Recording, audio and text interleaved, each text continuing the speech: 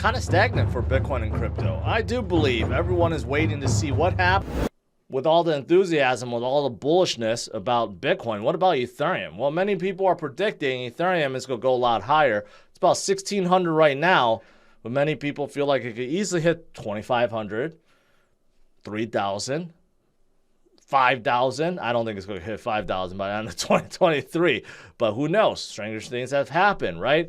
The biggest thing that is supported, I guess the biggest support case for this is how deflationary it has gotten recently.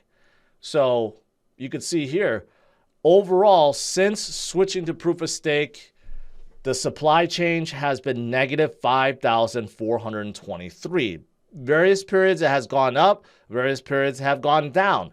And the more congestion, the more usage there is, the more burning there will be, and it makes it more deflationary. And we're only at the beginning of recovery.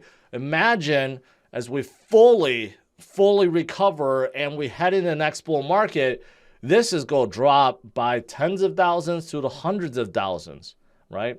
So a lot of good stuff happening also. And of course, their next upgrade, Shanghai upgrade, is happening in March.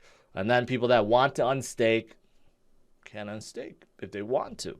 The other big news today has to be Cardano. A lot of excitement over Cardano. Cardano's up 4% today, one of the major movers for today. And why is that? Because the new DJED stablecoin is out.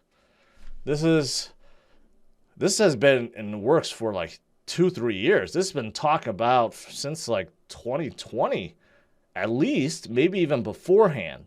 Right, so it's been out for a while. It's been talked about for a while. It's finally live. So this is the very first algorithmic stablecoin. Okay, algorithmic stablecoin, and it's out, and it's being supported by a various number of DEXs, right? And they are looking to enable 40 partnerships in the future. Right, and how it works is a little complicated. There's like these two tokens, DJED, and then there's a SHIN token, okay? And it's backed by ADA too. So the collateralization is anywhere between 400 to 800%. And it can never drop below, according to this, because there's mechanisms that prevent certain minting and burning, right? If it's anywhere between 400 to 800%. At least in theory, that it should never drop below 400%.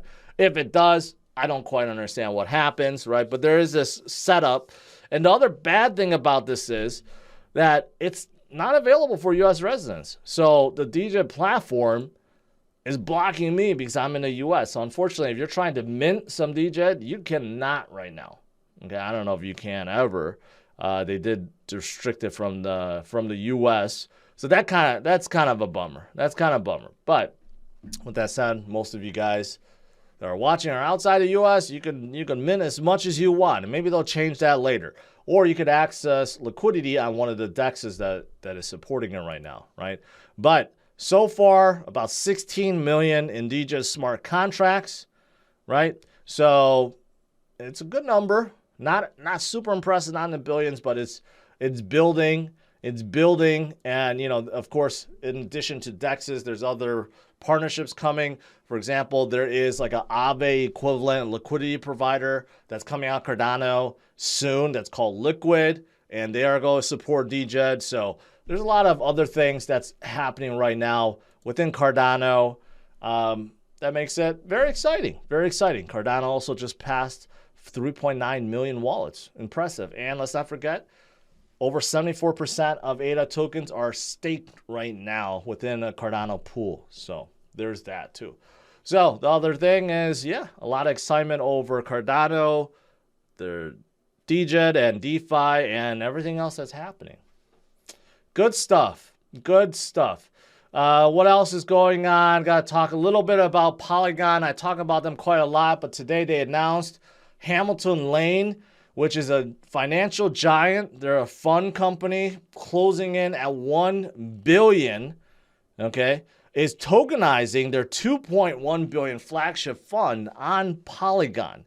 I just talked about Polygon and all the partnerships they have made recently, right? And now we're getting another huge partnership that is happening on top of Polygon. So that's obviously really good for them.